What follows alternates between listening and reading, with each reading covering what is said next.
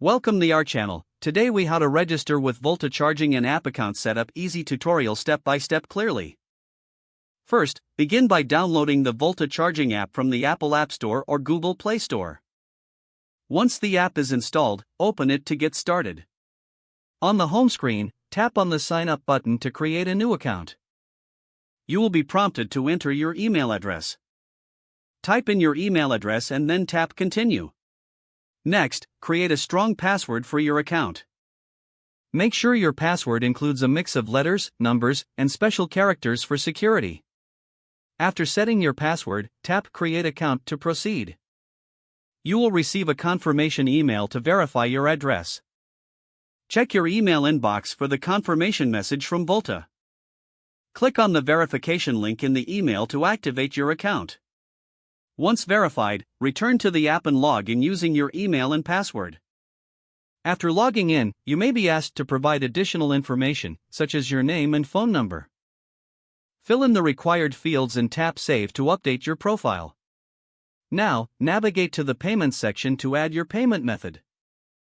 You can choose to enter a credit or debit card to make charging more convenient. Enter your card details and tap Save to secure your payment method. Make sure to enable location services for a better experience in finding charging stations. Now, familiarize yourself with the app interface. Explore the map feature to locate the nearest Volta charging stations. You can view charging availability and specific station amenities on the map. If needed, customize your notification settings under the Preferences section. This will keep you informed about charging station status and offers. Congratulations, you are now set up with Volta Charging. Enjoy your charging experience and the features of the app. If the page does not load, refresh the browser or try again in a private or incognito window. Make sure you are using the correct email address, then retype it carefully to avoid small typos. If your password is not accepted, use the reset option and create a new strong password you can remember.